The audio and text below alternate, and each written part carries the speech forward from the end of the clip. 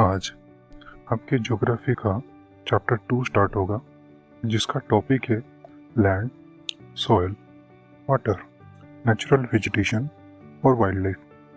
जैसा कि आप इसके नाम से ही जान पा रहे होंगे, इस चैप्टर के 4 भाग हैं। चलिए उन्हें सेक्शंस में डिवाइड कर लेते हैं। आपका सेक्शन 1 है लैंड, सेक्शन 2 है सॉइल, सेक्शन 3 है वाटर और सेक्शन 4 है natural vegetation and wild life. आइए सेक्शन 1 से शुरू करते हैं आपका चैप्टर। पृथ्वी के कुल सतह का 30% भूभाग से गठित है। इस 30% का हर जगह रहने लायक नहीं है। विश्व भर में जनसंख्या का वितरण असमान है। इसका मुख्य कारण भूमि और जलवायु के विभिन्न विशेषताएं हैं। चट्टानी क्षेत्र, खड़ी पहाड़ी ढलान, जल जमाव वाले क्षेत्र, रेगिस्तानी इलाके, घने जंगल सभी कम आबादी वाले या गैर आबादी वाले क्षेत्र हैं। मैदान या नदी के घाट घने आबादी वाले क्षेत्र हैं, क्योंकि ये खेती के लिए उत्तम है। चलिए आगे बढ़ते हैं भूभाग के विभिन्न उपयोगों की ओर। विभिन्न प्रयोजन जिनके लिए भूभाग का उपयोग किया जाता है, उनमें खेती, वन प्रांत, खनिज की खुदाई, घर, रास्ते और उद्योग बनाना शामिल है। किस वजह के लिए भूभाग का इस्तेमाल किया जाएगा, ये इस बात पर निर्भर करता है कि वहाँ के भौतिक कारक जैसे स्थलाकृति या टोपोग्राफी, मिट्टी, जलवायु, खनिज, पानी की उपलब्धता इत्यादि पे निर्भर करता है। स्वामित्व या ओनरशिप के आधार पर भूमि को 2 प्रकार पे विभक्त कर सकते हैं। पहला प्राइवेट लैंड या निजी भूमि, जो व्यक्तिगत संपत्ति होती है, और दूसरा कम्युनिटी लैंड या सामुदायिक भूमि, जिसे सार्वजनिक इस्तेमाल में लाया जाता था, जैसे चारा या फल जमा करना इत्यादि। जैसे कि हम जानते हैं, इंसान की जरूरत असीमित होती है, लेकिन भूमि की उपलब्धता सीमित है। इसलिए धीरे धीरे लोगों ने सामुदायिक भूमि को अधिकार करना शुरू कर दिया। ऐसा शहरी क्षेत्र और कृषि क्षेत्र दोनों इलाकों में होने लगा, क्योंकि लोग अपनी व्यावसायिक और गृह संबंधित आवश्यकताएं पूरी करना चाहते थे, जिसके परिणाम स्वरूप लैंड डिग्रेडेशन, लैंडस्लाइड या भूस्खलन, सॉइल इरोजन, डेजर्टिफिकेशन वगैरह, जिन्हें परिवेश के लिए गंभीर खतरा माना जाता है, उनकी तीव्रता से वृद्धि हुई। अब जब आप जान चुके हैं कि भूमि क्या है और ये हमारे लिए कितनी मूल्यवान है, आइए समझते हैं कि भूमि नामक संसाधन का संरक्षण कैसे किया जाए। जैसे कि आप जानते हैं, सदैव बढ़ती आबादी और उनके आवश्यकताओं ने वनों के आवरण या फॉरेस्ट कवर और खेती योग्य भूमि दोनों को बड़े पैमाने पर नष्ट कर दिया है। ये इतने लंबे समय से जारी रहा है कि अब इस प्राकृतिक संसाधन के पूरी तरह खत्म हो जाने का डर है। ऐसा होने से रोकने के लिए लैंड डिग्रेडेशन के मौजूदा गति पे हमें रुकावट लगानी होगी। ऐसा करने के लिए जिन साधारण तरीकों को इस्तेमाल किया जा सकता है, उनमें अफॉरेस्टेशन, लैंड रिक्लेमेशन, रासायनिक कीटनाशकों और रासायनिक खाद की बेनियमित उपयोग, अत्यधिक चराई पर रोक शामिल है। और इसी के साथ आपके लैंड का सेक्शन यानी कि सेक्शन 1 समाप्त होता है। आइए सेक्शन 2 यानी कि सॉइल की ओर चलते हैं। चलिए पहले सॉइल के बारे में कुछ जरूरी बातें जान लेते हैं। पृथ्वी के सतह को ढकने वाली दानेदार पदार्थ की पतली परत को हम सॉइल या मिट्टी कहते हैं।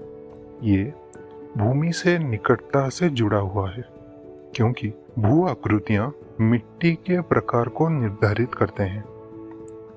मिट्टी पृथ्वी पर पाए जाने वाले ऑर्गेनिक पदार्थों, खनिजों और हवा पानी के कारण नष्ट चट्टानों से बनी है, जो वेदरिंग की प्रक्रिया के माध्यम से होती है। वेदरिंग का तात्पर्य तापमान परिवर्तन, ठंड, पौधे, पशु और मानवीय गतिविधियों के कारण खुले में पड़े चट्टानों के टूटने और नष्ट होने से है। खनिजों और ऑर्गेनिक पदार्थों के सही मिश्रण मिट्टी को उपजाऊ बनाता है।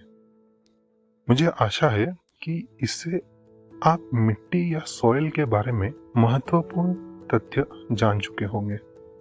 चलिए अब समझते हैं कि सॉइल के फॉर्मेशन या निर्माण में कौन से फैक्टर्स या कारक भूमिका निभाते हैं। ध्यान दीजिए, ये भाग थोड़ा कठिन लग सकता है। अगर कहीं भी समझने में समस्या आए तो वीडियो को रिपीट करके देखिए, क्योंकि कॉन्सेप्ट्स को बारीकी और सहज भाषा में समझाया जाएगा। मुद्दे की बात है, सॉइल फॉर्मेशन के दो मेजर फैक्टर्स या कारक हैं। पहला है पेरेंट रॉक और दूसरा है क्लाइमेटिक फैक्टर्स।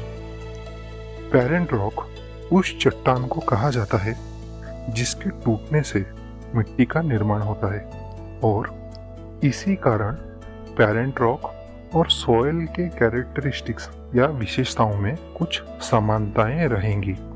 इसमें रंग और बनावट या कलर एंड टेक्सचर, रासायनिक गुण या केमिकल प्रॉपर्टीज, खनिज या मिनरल्स, अंतर्वस्तु या कंटेंट्स और परमिएबिलिटी शामिल है।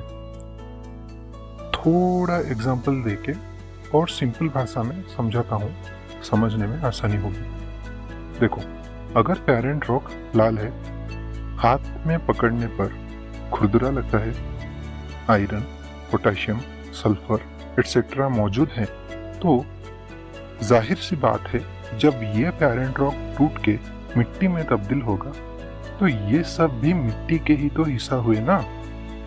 अब रही केमिकल प्रॉपर्टीज की बात, तो इसमें सॉइल की पीएच वैल्यू, सैलिनिटी एटसेट्रा आ जाएंगे। ये आप आगे की क्लासेस में पढ़ेंगे, घबराइए मत। बाकी बचा परमिएबिलिटी।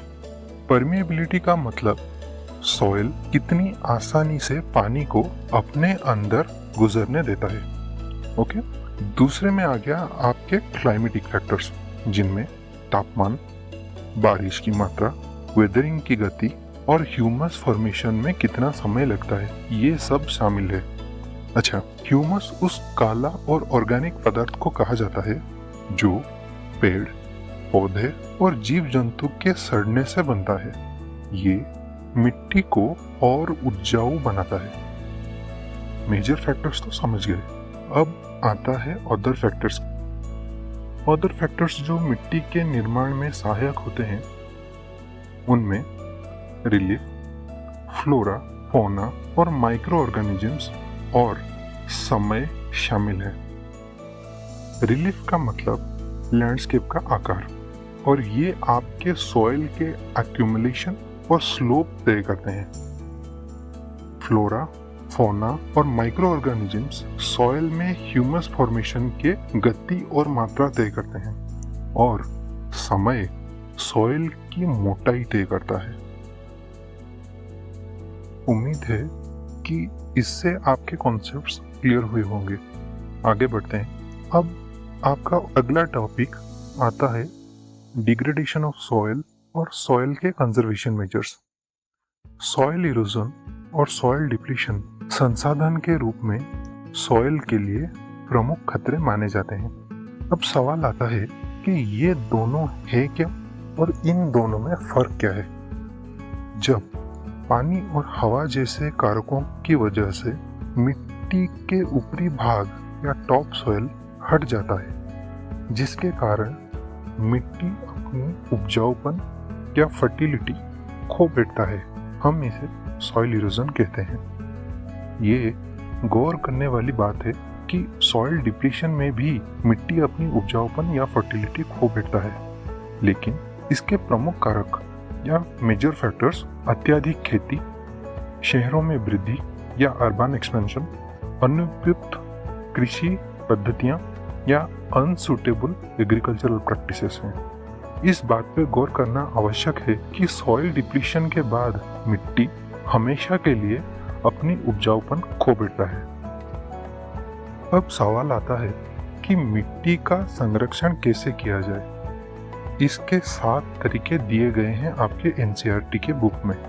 पहला मल्चिंग, दूसरा कंटोर बैरियर, तीसरा कंटोर प्लोइंग, चौथा रॉक डैम्स, पांचवा टेरेस फार्मिंग, छठा इंटरक्रॉपिंग और सातवां शेल्टर बेल्ट्स। आइए एक एक को बारीकी से देखते हैं। मल्चिंग, जब पेड़ पौधों के बीच की जगह को ऑर्गेनिक मैटर जैसे स्ट्रॉ से ढक देते हैं ताकि मिट्टी को नमी बनाए रखने में मदद हो, हम इसे मल्चिंग कहते हैं। कंटोर बैरियर, यहाँ काफ़ी स्टूडेंट्स के डाउट रह जाते हैं, कॉन्सेप्ट्स क्लियर नहीं हो पाते हैं, इसीलिए थोड़ा टाइम लेके इसे क्लियर करते हैं। कंटोर बैरियर क्या है ये जानने से पहले जानना होगा कि कंटोर है क्या। कंटोर का मतलब है आकार या शेप। ज्योग्राफी में कंटोर शब्द कंटोर लाइंस के लिए इस्तेमाल करते हैं। कंटोर लाइंस वो लाइंस हैं जो हम टोपोग्राफिकल मैप पे इस्तेमाल करते हैं ताकि जमीन की ऊंचाई में बढ़त या गिरावट को दर्शा सकें। अब इन कंटोर लाइंस के ऊपर अब आपने पत्थर के बांध बना दिया और ठीक उसके आगे मिट्टी खोद दिया ताकि बहता पानी उसमें जमा हो सके। इसे हम कंटोर बैरियर्स कहते हैं। उसी कॉन्सेप्ट से कंटोर प्लोइंग भी समझा जा सकता है। पहाड़ के ढलान पर कंटोर लाइंस के साथ साथ मिट्टी की जुताई की जाती है ताकि यह पानी के बहाव को रोक सके। इसे कंटोर प्लाविंग कहते हैं। रॉक डैम, पानी के प्रवाह को धीमा करने के लिए ड्रेनेज चैनल के किनारे चट्टानों का ढेर लगाया जाता है। ये गलीस और सॉइल इरोजन को होने से रोकने में मदद करते हैं। टेरेस फार्मिंग, टेरेस फार्मिंग में पहाड़ के ढलान को काटकर टेरेस या सीढ़ी जैसी आकृति दिया जाता है ताकि इससे पानी के बहाव को रोका जा सके। इससे पौधों को बारिश के पानी को सोखने के लिए समय मिलता है। साथ ही साथ सॉइल इरोजन जैसे खतरों का समाधान भी होता है। इंटरक्रॉपिंग, इंटरक्रॉपिंग में अलग अलग क्रॉप्स या फसल को साल के अलग अलग समय में भिन्न पंक्तियों या रोज में लगाया जाता है ताकि मिट्टी को पानी के कारण बह जाने से सुरक्षित रखा जा सके। शेल्टर बेल्ट, समुद्री और सूखे इलाकों में पेड़ों को कतार में लगाया जाता है ताकि ये हवा के बहाव को रोक सके और मिट्टी को सुरक्षा दे सके। इन्हें शेल्टर बेल्ट कहा जाता है। यहाँ आपका सेक्शन 2 यानी सॉइल का सेक्शन समाप्त होता है। सेक्शन 3 है पानी। पृथ्वी की सतह का 3/4 भाग पानी में डूबा है, जिसके कारण पृथ्वी को वाटर प्लैनेट भी कहा जाता है। पृथ्वी के कुल सतह का 2/3 भाग महासागरों से ढका है और यहीं से 3.5 अरब साल पहले पृथ्वी पे जीवन की शुरुआत हुई थी। समुद्र और महासागरों का पानी नमकीन होता है, जिसके कारण यह मानव उपभोग के लिए उपयुक्त नहीं है। ताजा पानी कुल पानी के मात्रा का केवल 2.7% है, जिसका 70% अंटार्कटिका, ग्रीनलैंड और बर्फीले पहाड़ों के शिखर पर बर्फ के चादरों के रूप में है, जो अपने भौगोलिक स्थिति या ज्योग्राफिकल लोकेशन के कारण हमारे पहुंच के बाहर माने जाते हैं। कुल पानी का सिर्फ 1% ताजा पानी के रूप में मानव उपभोग के लिए भूजल, नदियों, झीलों और जल वाष्प या वाटर वेपर के रूप में उपलब्ध है। पानी की कुल मात्रा में ना कुछ जोड़ा जा सकता है और ना ही घटाया जा सकता है और इसकी कुल मात्रा हमेशा स्थिर रहता है। हालांकि पानी समुद्र, हवा और जमीन के माध्यम से हमेशा निरंतर गतिशील रहता है, जो कि वाष्पीयकरण या इवापोरेशन, प्रेसिपिटेशन और रन ऑफ के मदद से होता है। इस प्रक्रिया को वाटर साइकिल कहा जाता है। मनुष्य पानी न केवल पीने और कपड़े धोने के लिए बल्कि कृषि कार्य और उद्योगों के लिए भी बड़ी मात्रा में उपयोग करता है। बढ़ती आबादी, खाद्य और कैश क्रॉप्स के लिए बढ़ती मांग, बढ़ता शहरीकरण या अर्बनाइजेशन, जीवन स्तर या लिविंग स्टैंडर्ड में वृद्धि सभी ताजा पानी के अभाव के प्रमुख कारक हैं, जो पानी के स्रोत सूखने के और जल प्रदूषण के वृद्धि में मदद करते हैं। पानी की उपलब्धता में क्या समस्याएं होती है? पृथ्वी के कई इलाकों में पानी की कमी है, जिनमें अफ्रीका, पश्चिमी एशिया, दक्षिण एशिया, यूएसए की पश्चिमी भाग, उत्तर पश्चिमी मेक्सिको और दक्षिण अमेरिका के कुछ भाग शामिल हैं। पानी की कमी के कई कारण हो सकते हैं, जिनमें मौसमी या वार्षिक वर्षा के व्यवहार में बदलाव, पानी के स्रोतों का अत्यधिक शोषण और उनका प्रदूषण शामिल है। अब सवाल उठता है कि वाटर सोर्सेस को संचित किया कैसे जाए? पानी एक रिन्यूएबल रिसोर्स है, फिर भी अत्यधिक शोषण और प्रदूषण इसे व्यवहार के लिए अनुपयुक्त बना देता है। अनुपचारित या अनट्रीटेड नाले का पानी, कृषि रसायन और उद्योगों से निकलने वाला गंदा या रासायनिक पानी का निर्वहन जल स्रोतों के लिए प्रदूषण का मुख्य कारक है, क्योंकि ये पानी को नाइट्रेट्स, मेटल्स और कीटनाशकों से दूषित करता है। इनमें से अधिकांश रसायन नॉन बायोडिग्रेडेबल है और पानी के माध्यम से मानव शरीर में पहुंचते हैं। पानी में जाने से पहले इन अपशिष्टों का उचित उपचार करके हम इन्हें मानव शरीर तक पहुंचने से साथ ही साथ पानी के स्रोतों को गंदा होने से रोक सकते हैं। जंगल और अन्य वनस्पति के सहायता से हम सतह पर जल प्रवाह या सरफेस रन ऑफ को रोक सकते हैं और साथ ही साथ भूजल या अंडरग्राउंड वाटर का फिर से भरने में मदद कर सकते हैं। Water harvesting surface run of को रोकने का दूसरा तरीका है। सूखे इलाकों में वाष्पीकरण या इवापोरेशन की मात्रा ज्यादा होती है। वहाँ ड्रिप इरिगेशन या ट्रिकल इरिगेशन काफी सहायक सिद्ध होता है। आपकी जानकारी के लिए बता दूं, ड्रिप या ट्रिकल इरिगेशन में पतली प्लास्टिक पाइपों से बहुत कम रफ्तार पर मिट्टी में पानी टपकाना शामिल है, जो छोटे आउटलेट से पानी को बाहर निकलने देता है। इस तरीके से सिंचाई करने से सिर्फ पौधों के जड़ के आसपास की जमीन ही गीली होती है, जिसके कारण पानी बहुत कम इस्तेमाल होता है। सिंचाई के इन माध्यम से हम पानी के इस्तेमाल को कम कर सकते हैं। इसके साथ आपके चैप्टर का सेक्शन 3 वाटर खत्म होता है।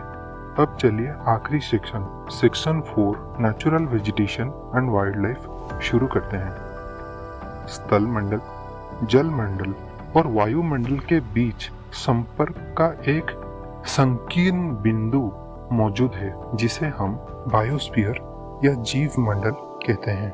सभी प्राकृतिक, वनस्पति और वन्य जीवन इस बायोस्फीयर में मौजूद है।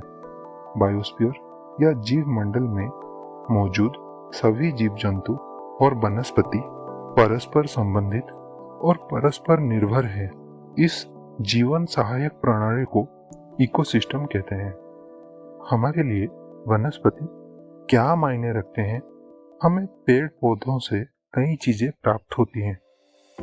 इनसे लकड़ी, जीव जंतुओं के लिए आश्रय, सांस लेने के लिए ऑक्सीजन, मिट्टी की सुरक्षा, शेल्टर बेल्ट, फल, बादाम, लैटेक्स, टर्पेंटाइन ऑयल, गम या गोंद, दवाई, कागज और कई अन्य चीजें मिलती हैं। हमारे लिए वन्य जीवन या वाइल्ड लाइफ क्या मूल्य रखते हैं?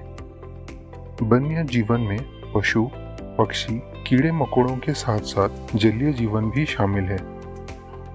पशु हमें दूध, मांस, खाल और ऊल प्रदान करते हैं।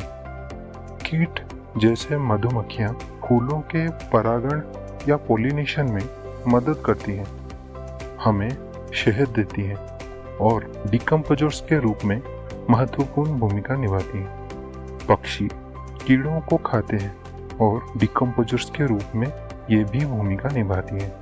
हर जीव, चाहे वो बड़ा हो या छोटा, इकोसिस्टम के संतुलन को बनाने और बनाए रखने में मदद करता है। प्राकृतिक वनस्पति का वितरण। वनस्पति की वृद्धि तापमान और नमी या ह्यूमिडिटी पर निर्भर करती है। विश्व के प्रमुख वनस्पतियों को जंगलों, घास के मैदानों या ग्रासलैंड, झाड़ियों और तुंद्रा में बांटा गया है। भारी बारिश वाले क्षेत्रों में विशाल पेड़ उगते हैं, इसलिए वन प्रचुर जल आपूर्ति से जुड़े हैं। बारिश की मात्रा घटने से पेड़ों का आकार भी घटने लगता है और इन कम बरसात वाले इलाकों में घास फूस ज्यादा उगते हैं, जिससे ग्रासलैंड्स बनती हैं। बहुत कम बारिश वाले इलाकों में कांटे वाली झाड़ियां उगती हैं।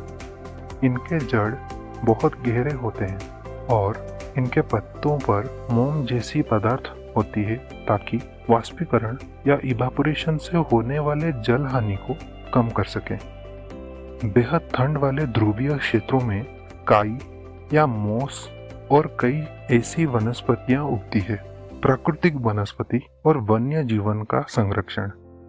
जैसे कि हमने जाना था, वनस्पति और वन्य जीवन इकोसिस्टम में संतुलन बनाए रखने में मदद करते हैं, लेकिन जलवायु में परिवर्तन और मनुष्य के हस्तक्षेप के कारण कई वनस्पति और वन जीवन के कुदरती बास की नुकसान हुई है। इस वजह से कई प्रजातियां लुप्त होने की कगार पर है या लुप्त हो चुकी है। इसके लिए जिम्मेदार कुछ मानवीय और प्राकृतिक कारकों में वन की कटाई या डिफोरेस्टेशन, सॉइल इरोजन, निर्माण गतिविधियां, जंगली आग, सुनामी, भूस्खलन या लैंडस्लाइड शामिल है। एक अन्य महत्वपूर्ण चिंता अवैध शिकार या पोचिंग है, जिसके परिणाम स्वरूप विशेष प्रजातियों में भारी गिरावट आई है।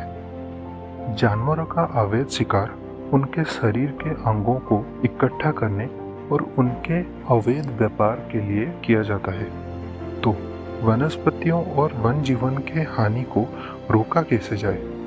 वनस्पति और वन जीवन को सुरक्षित रखने के लिए natural parks, wild life sanctuaries और बायोस्फीयर रिजर्व्स बनाए जा रहे हैं। क्षेत्रीय एवं सामुदायिक स्तर पर सोशल फॉरेस्ट्री और वन महोत्सव जैसे जागरूकता कार्यक्रमों को प्रोत्साहित किया जाना चाहिए। स्कूल के बच्चों को नेचर कैंप और बर्ड वॉच में जाने के लिए प्रोत्साहित करना चाहिए, ताकि वे विभिन्न प्रजातियों के आवास की सराहना कर सकें। विभिन्न जानवरों और पक्षियों को मारना अवैध बना दिया गया है, जैसे शेर, बाघ, हिरण, मोर इत्यादि, ताकि उनकी प्रजातियों को लुप्त होने से रोका जा सके। अंतर्राष्ट्रीय सम्मेलन साइट्स के तहत सूचीबद्ध जानवरों और पक्षियों की कई प्रजातियों को खरीदने और बेचने पर प्रतिबंध लगा दिया गया है। इसी के साथ आपके ज्योग्राफी का चैप्टर 2 समाप्त होता है। अगर आपको फिर भी लगता है कि आपके कुछ डाउट्स बच गए हैं, तो प्लीज़ वीडियो को दोबारा देखिए। अगर कुछ कॉन्सेप्ट्स समझना चाहते हैं जो हमने मिस किया हो, तो प्लीज़ बी geography.concise@gmail.com पे हमें संपर्क कीजिए। हमें आपसे सुनने में बेहद खुशी होगी।